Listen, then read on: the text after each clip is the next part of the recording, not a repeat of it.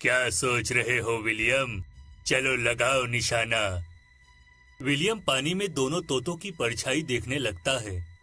तभी उसे पानी में राक्षस की परछाई दिखाई देती है।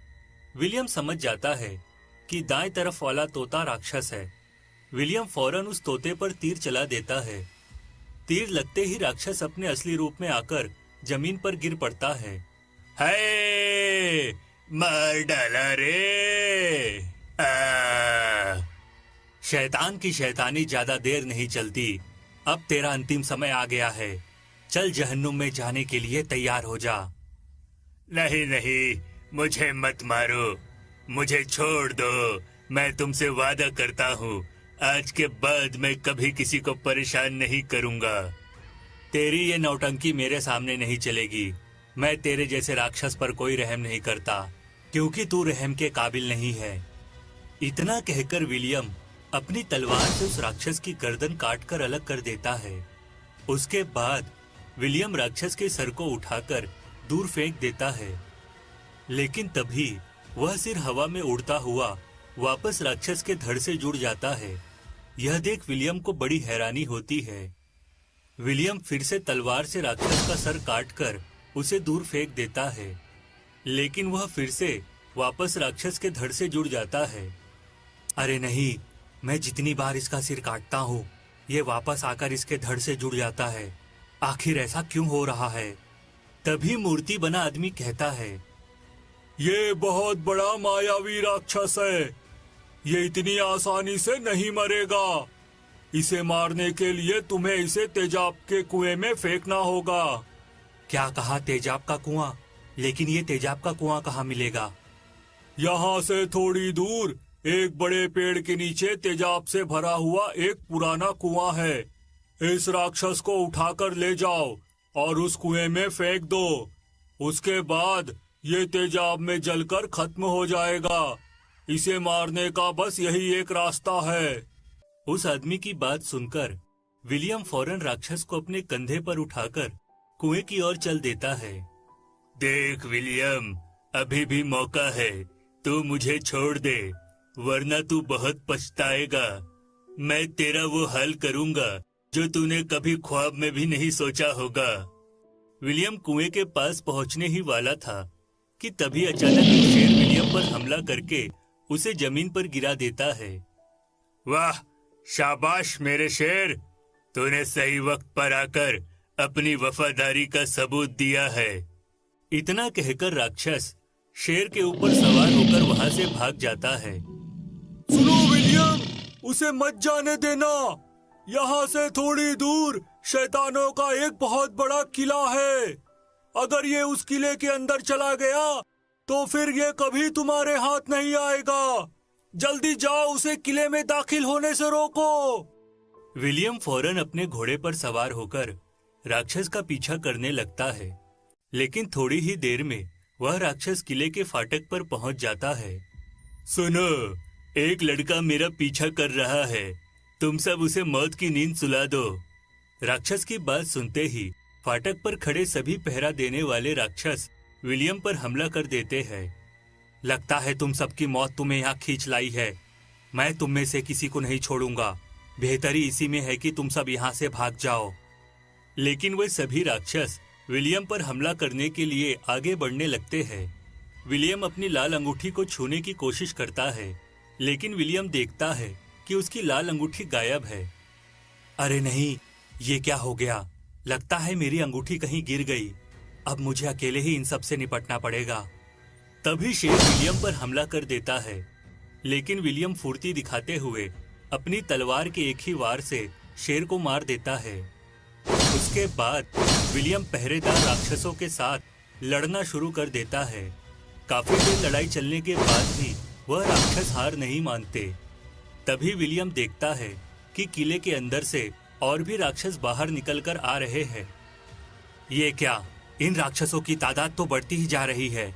मुझे फौरन कुछ करना होगा। विलियम अपने हरे रंग की अंगूठी को छूकर वहां बर्फ की बारिश शुरू कर देता है और देखते ही देखते सभी पहरेदार राक्षस बर्फ में बदल जाते हैं। अरे नहीं, इस विलियम के बच्चे ने तो इन सभी को बर्फ बनाकर जमा दिया। इससे पहले कि ये मुझे पकड़े, मुझे फौरन किले के अंदर दाखिल हो जाना चाहिए। लेकिन जैसे ही राक्षस किले के फाटक के अंदर प्रवेश करने की कोशिश करता है कि तभी विलियम एक बड़ी सी रस्सी फेंककर उसे पकड़ लेता है। नहीं, मुझे छोड़ दे। विलियम राक्षस को घसीटता हुआ घोड़े की ओर ले जाने लगता है। तभी उसे जमीन पर गिरी अंगूठी मिल जाती है और वह उसे उठाकर अपनी उंगली में पहन लेता है। उसके बाद विलियम अपने घोड़े पर बैठकर राक्षस को घसीटते हुए वापस तेजाब के कुएं के पास ले जाता है। कुएं के पास पहुंचते ही विलियम बिना समय गवाए राक्षस को उठाकर तेजाब के कुएं में डाल देता है। अरे बचाओ, अरे कोई मुझे इस कुएं से बाहर निकालो। तेजाब से भरे कुएं में गिरते ही राक्षस पूरी तरह जलकर खत्म हो जाता है। राक्षस के मरते ही मूर्ति बने सभी इंसान फिर से अपने असली रूप में आ जाते हैं। अब तुम लोग पूरी तरह आजाद हो। आज के बाद तुम्हें कभी कोई राक्षस परेशान नहीं करेगा। तुम्हारा बहुत बहुत शुक्रिया विलियम। तुमने हम सबकी जान बचाकर हमारे ऊपर बहुत बड़ा उपकार किया है।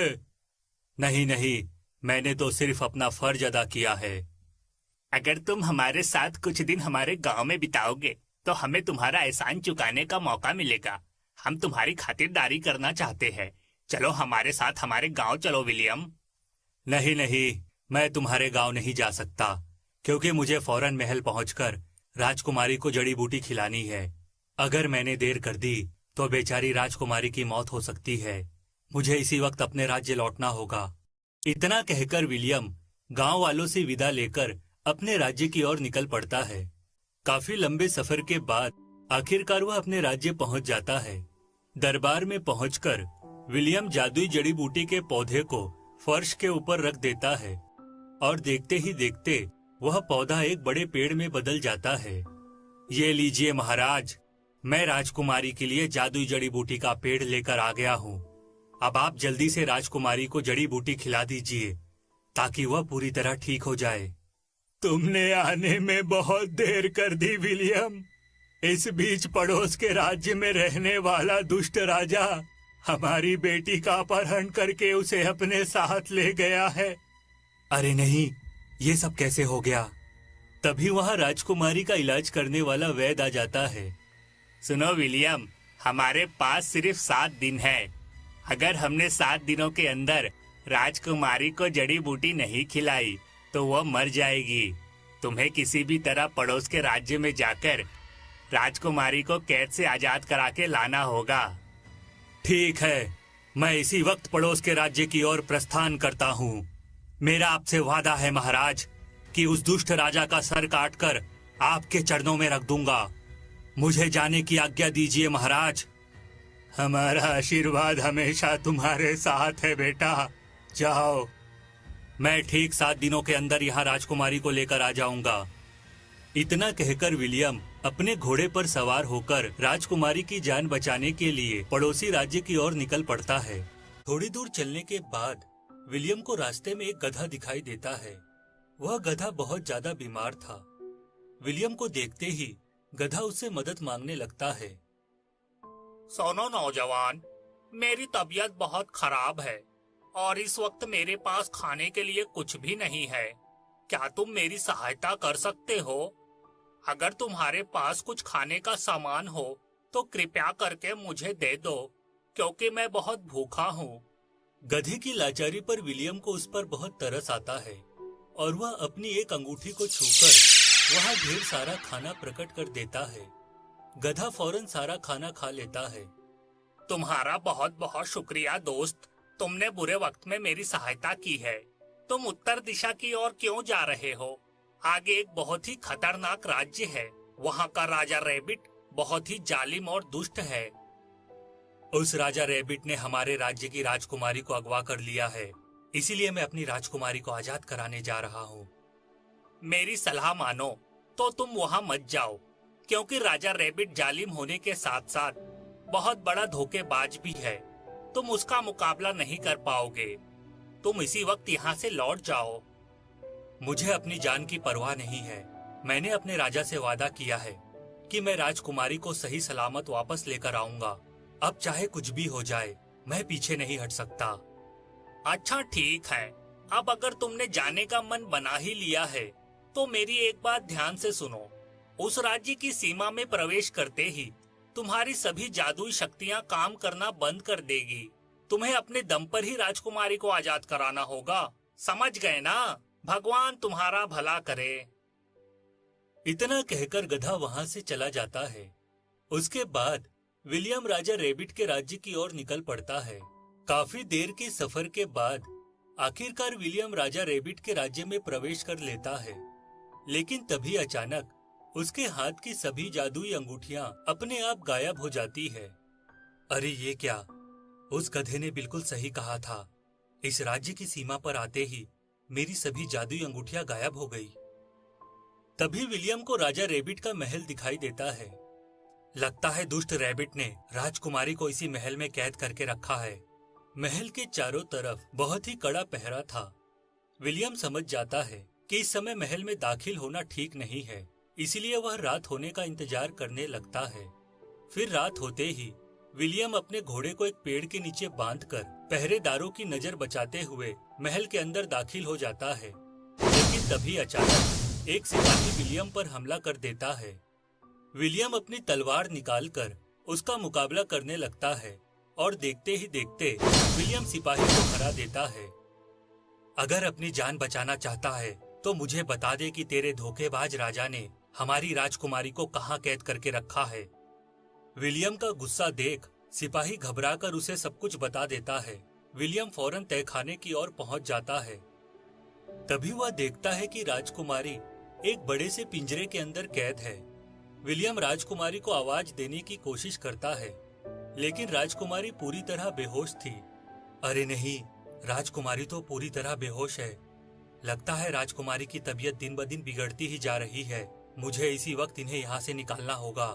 तभी विलियम को पास में एक बड़ा सा हथौड़ा दिखाई देता है। विलियम उस हथौड़े को उठाकर लोहे के पिंजरे पर वार करना शुरू कर देता है, लेकिन तभी वहां जोरदार बिजली चमकती है और विलियम उड़कर दूर जा गिरता है। लगता है यह पिंजरा भी जादू से बना है। इसे तोड़ना इतना आसान नहीं है, लेकिन कोई बात नहीं, मैं फिर से कोशिश करूंगा। इतना कहकर विलियम फिर से उस पिंजरे पर हथौड़े से वार करने के लिए आगे बढ़ता है, लेकिन तभी पिंजरे के चारों तरफ आग लग जाती है। अरे, यहाँ तो आग लग गई। मुझे फौरन इस आग को बुझाना होगा, वरना राजकुमारी जल सकती है। तभी विलियम की नजर तहखाने के कोने में रखे एक पानी के मटके पर पड़ती है। विलियम लपक कर उस मटके को उठा लेता है, लेकिन तभी उस मटके के अंदर से एक जहरीला सांप निकलकर विलियम को काट लेता है और विलियम मौके पर ही बेहोश होकर जमीन पर गिर पड़ता है। तभी वहां राजा रेबिट अपने सिपाहियों के साथ आ जाता है। अच्छा, तो ये नौजवान इस राजकुमारी को आजाद कराने आया था, लेकिन शायद इसे नहीं पता कि यह मेरा राज्य है और यहाँ मेरी इजाजत के बगैर एक पत्ता भी नहीं हिल सकता। चलो सिपाहियों, इसे उठाकर जंजीरों से बांध दो। जब यह होश में आ जाए तो हमें खबर भिजवा देना। इतना कहकर राजा रेबिट वहां से चला जाता है। उसके जाते ही सिपाही विलियम को पकड़कर जंजीरों से बांध देते हैं। फिर अगली सुबह जब विलियम को होश आता है तो सिपाही उसे पकड़कर राजा रेबिट के दरबार में ले जाते हैं। तू कौन है और हमारे तहखाने में प्रवेश करने की तेरी हिम्मत कैसे हुई? क्या तू हमारे बारे में नहीं जानता? हाँ, मैं तेरे बारे में सब कुछ जानता हूँ। तू एक धोखेबाज और एहसान फरामोश राजा है। तूने धोखे से हमारी राजकुमारी को अगवा किया है। आखिर उस मासूम राजकुमारी ने तेरा क्या बिगाड़ा है? देख, तू उसे आजाद कर दे, वरना तेरा भी वही अंजाम होगा जो हर जालिम शैतान का होता है। नहीं, मैं तेरी राजकुमारी को कभी आजाद नहीं करूंगा। उस खूबसूरत राजकुमारी की बलि चढ़ाकर मैं अपने काले जादू की विधि को सफल बनाऊंगा। उसके बाद ताकतवर बनकर मैं आसपास के सभी राज्यों पर कब्जा करके वहाँ के राजाओं को अपना गुलाम बना लूंगा। हा हा हा हा हा हा हा। ये तेरी गलतफहमी है। तू अपने इस बुरे इरादे में कभी कामयाब नहीं होगा, क्योंकि देर से ही सही, लेकिन हर बुराई का अंत एक दिन जरूर होता है। और देख लेना, तेरा भी अंत बहुत जल्द होने वाला है और उसके बाद चील और कौवे तेरी लाश को नोच नोच कर खाएंगे। खामोश हो जा गुस्ताख लड़के, तेरी जुबान बहुत ज्यादा चलती है। अगर मैं चाहूँ तो इसी वक्त तेरा सर काट कर तुझे मौत के घाट उतार सकता हूँ, लेकिन तेरी बातों से लगता है तू बहुत बहादुर है और मौत से नहीं डरता। मैं तेरे जैसे दिलेर नौजवान की कद्र करता हूँ, इसलिए मैं तुझे तेरी राजकुमारी को आजाद कराने का एक मौका देना चाहता हूँ, लेकिन उसके लिए तुझे मेरी एक शर्त माननी होगी। अच्छा तो ये बात है, बोल बेरहम राजा, क्या शर्त है तेरी? राजकुमारी को आजाद कराने के लिए मुझे तेरी सभी शर्तें मंजूर है। तो ठीक है, मेरी बात ध्यान से सुन। यहाँ से बहुत दूर समुंदर के बीच में एक वीरान टापू है। उस टापू के ऊपर एक जादुई मछली रहती है। वह समुंदर के सभी मछलियों की रानी है। तुझे उस जादुई मछली को पकड़कर हमारे हवाले करना होगा। उसके बाद तू अपनी राजकुमारी को लेकर यहाँ से जा सकता है। अगर ऐसी बात है तो मैं उस मौत के टापू पर जाकर जादुई मछली को पकड़कर लाऊंगा, लेकिन ये काम तुझे तेरी जादुई अंगूठी के बगैर करना होगा, क्योंकि जब तूने मेरे राज्य में प्रवेश किया था तब तेरी जादुई अंगूठियां गायब होकर मेरे पास आ गई थी, और यह तुझे तभी मिलेगी जब तू जादुई मछली को लेकर मेरे पास आएगा। चल अब देर मत कर, जा यहाँ से, क्योंकि ये सफर बहुत ही लंबा और खतरनाक है। हा हा हा हा हा हा हा। तुझे उस जादुई मछली को पकड़कर हमारे हवाले करना होगा। उसके बाद तू अपनी राजकुमारी को लेकर यहाँ से जा सकता है। अगर ऐसी बात है तो मैं उस मौत के टापू पर जाकर जादुई मछली को पकड़कर लाऊंगा। तो ठीक है, चल अब देर मत कर, जा यहाँ से, क्योंकि ये सफर बहुत ही लंबा और खतरनाक है। हा हा हा हा हा हा हा। उसके बाद राजा रेबिट अचानक दरबार से अदृश्य हो जाता है। फिर विलियम अपने घोड़े पर बैठकर मौत के टापू की ओर निकल पड़ता है। एक बड़ा जंगल पार करने के बाद वह एक वीरान रेगिस्तान में पहुंच जाता है, लेकिन उस रेगिस्तान की तपती धूप में विलियम की हालत बहुत खराब हो जाती है और उसका घोड़ा भी अपने कदम आगे नहीं बढ़ा पाता। ये रेगिस्तान तो बहुत ही उजाड़ है, यहाँ दूर दूर तक कहीं पानी नजर नहीं आ रहा। मेरे घोड़े की हालत खराब होती जा रही है, मुझे जल्दी ही पानी ढूंढना होगा। तभी अचानक विलियम को एक व्यापारी दिखाई देता है। अरे तुम कौन हो नौजवान, और इस खतरनाक रेगिस्तान में क्या कर रहे हो? मरने का इरादा है क्या जो तुम यहाँ चले आए? हाँ, ऐसा कह सकते हो, क्योंकि मैं मौत के टापू पर जा रहा हूँ। क्या कहा, मौत का टापू? अरे लेकिन तुम वहाँ क्यों जा रहे हो? वहाँ जाने वाला कभी लौट कर नहीं आता। उस टापू पर आदमखोर मछलियाँ रहती है जो इंसानों को मारकर खा जाती है। उस व्यापारी की बात सुनकर विलियम उसे अपने बारे में सब कुछ बता देता है। तुम तो बहुत ही नेक और सच्चे इंसान हो विलियम। आज के जमाने में भला कौन किसकी मदद करता है, लेकिन तुम अपनी राजकुमारी को बचाने के लिए अपनी जान जोखिम में डाल रहे हो। इतना कहकर व्यापारी विलियम और उसके घोड़े को पेट भर पानी पिलाता है और उसके बाद अपने पास रखे कुछ केले और रोटी विलियम को दे देता है। यहाँ से थोड़ी दूर जाने पर तुम्हें एक बंदर मिलेगा, तुम उसे ये केले खाने के लिए दे देना। उसके बाद वह तुम्हें और तुम्हारे घोड़े को अपने कंधों पर बैठाकर रेगिस्तान पार करा देगा। क्या कहा, एक बंदर? क्या वह बंदर इतना बड़ा है कि मुझे और मेरे घोड़े को अपने कंधों पर बैठाकर रेगिस्तान को पार करा ले? वह कोई मामूली बंदर नहीं है, वह एक जादुई बंदर है। वह सदियों से इस रेगिस्तान में मौजूद है और यहाँ भटके हुए नेक और सच्चे मुसाफिरों को उनकी मंजिल तक पहुँचाने का काम करता है। अच्छा तो ये बात है। तुम्हारी बातें सुनकर अब मुझे कुछ राहत मिली। अब मेरी बात ध्यान से सुनो। जब तुम इस रेगिस्तान को पार कर लोगे, फिर करीब आधा दिन चलने के बाद तुम एक समुद्र के किनारे पहुँचोगे। किनारे पर तुम्हें एक भूखी मछली दिखाई देगी। तुम उसे ये रोटियां खिला देना। उसके बाद वह मछली तुम्हें अपनी पीठ पर बैठाकर मौत के टापू पर ले जाएगी। व्यापारी की सारी बातें सुनने के बाद विलियम बहुत खुश होता है। तुम्हारा बहुत बहुत शुक्रिया दोस्त। अगर जिंदगी रही तो मैं तुम्हारा एहसान जरूर चुकाऊंगा। चलो ठीक है, अब मैं चलता हूँ। इस तरह व्यापारी का शुक्रिया अदा कर विलियम वहाँ से आगे बढ़ जाता है। फिर व्यापारी के कहे अनुसार रास्ते में उसे एक बंदर दिखाई देता है। लगता है ये वही बंदर है जिसके बारे में मुझे व्यापारी ने बताया था। विलियम बंदर को देखकर मुस्कुराने लगता है और अपने थैले से सभी केले निकालकर उस बंदर को दे देता है। बंदर जल्दी जल्दी सारे केले खा लेता है और उसके बाद वह बंदर अपने शरीर का आकार बड़ा कर लेता है। फिर वह बंदर अपने एक कंधे पर विलियम को और दूसरे कंधे पर उसके घोड़े को बैठाकर हवा में उड़ने लगता है और थोड़ी ही देर में विलियम को रेगिस्तान पार कराकर एक मैदान में पहुंचा देता है। तुम्हारा बहुत बहुत शुक्रिया दोस्त, मैं तुम्हारा ये एहसान कभी नहीं भूलूंगा। विलियम के इतना कहते ही वह बंदर मुस्कुराकर वहां से गायब हो जाता है। उसके बाद विलियम अपने घोड़े पर बैठकर आगे का सफर शुरू कर देता है। फिर करीब आधा दिन चलने के बाद वह एक समुंदर के किनारे पहुंच जाता है। तभी विलियम को समुंदर के किनारे एक मछली दिखाई देती है। लगता है ये वही मछली है जिसके बारे में मुझे उस व्यापारी ने बताया था। विलियम अपने थैले से ढेर सारी रोटियां निकालकर उस मछली के सामने रख देता है और अगले ही पल वह मछली सारी रोटियां खा लेती है। सुनो मछली, मुझे मौत के टापू पर जाना है, क्या तुम मुझे वहां तक पहुंचा सकती हो?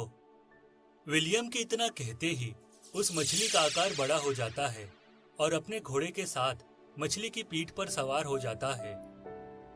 उसके बाद वह मछली समुंदर के पानी में तैरती हुई विलियम को मौत के टापू पर पहुंचा देती है। उस टापू का मंजर बहुत ही डरावना था। वहां चारों तरफ इंसानी कंकाल पड़े हुए थे। ये टापू तो बहुत ही खतरनाक है। यहाँ हर तरफ इंसानों के कंकाल है। लगता है यहाँ के आदमखोर मछलियाँ किसी को जिंदा नहीं छोड़ती।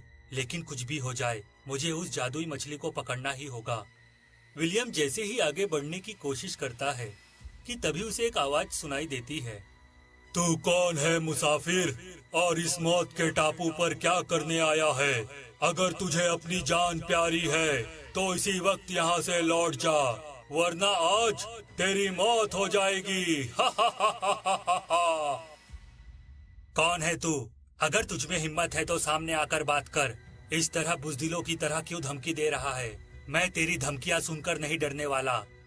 तो ठीक है, मौत के टापू पर तेरा स्वागत है। इस तरह विलियम उस धमकी को नजरअंदाज करके आगे बढ़ने लगता है कि तभी अचानक दो बड़ी मछलियां उस पर हमला कर देती है। विलियम फौरन अपनी तलवार निकालकर उन दोनों मछलियों का मुकाबला करने लगता है और देखते ही देखते एक एक करके उन दोनों मछलियों को मौत के घाट उतार देता है। लेकिन अगले ही पल वह दोनों मछलियां दो आदमियों के रूप में बदल जाती है। तुम्हारा बहुत बहुत शुक्रिया नौजवान, तुमने हमें इस मौत के टापू के श्राप से आजाद किया है। लेकिन तुम दोनों मछली कैसे बन गए थे? हम दोनों सौदागर हैं और समुंदर के रास्ते अपना व्यापार करते हैं। इसी तरह एक दिन हम अपने जहाज पर यहाँ से गुजर रहे थे कि तभी अचानक हमें अपने आंखों के सामने बहुत सारी सुंदर लड़कियां नाचते हुई दिखाई देने लगी। उनके रूप के मोह में फंसकर हम अपना जहाज इस टापू पर ले आए। लेकिन जैसे ही हमने यहाँ कदम रखा कि तभी वह सारी लड़कियां गायब हो गई। हम दोनों उन्हें ढूंढने के लिए आगे जंगल में जाने लगे। लेकिन तभी हमें बहुत तेज भूख लगी और हमने पेड़ से कुछ फल तोड़कर खा लिए और अगले ही पल हम दोनों मछलियों में बदल गए। इसलिए तुम यहाँ के किसी भी फल को मत खाना, वरना तुम भी मछली बन जाओगे। ये बात बताने के लिए तुम्हारा बहुत बहुत शुक्रिया दोस्त। देखो, मैं यहाँ जादुई मछली को पकड़ने आया हूँ। क्या तुम मुझे उस जादुई मछली के बारे में कुछ बता सकते हो? क्या कहा? जादुई मछली? अरे नहीं नहीं, तुम यहाँ जादुई मछली को क्यों पकड़ने आए हो? तुम इसी वक्त यहाँ से लौट जाओ। वह जादुई मछली यहाँ की रानी है।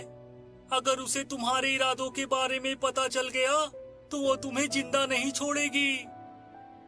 अगर आप इस कहानी का अगला भाग देखना चाहते हैं तो हमें कमेंट करके जरूर बताएं।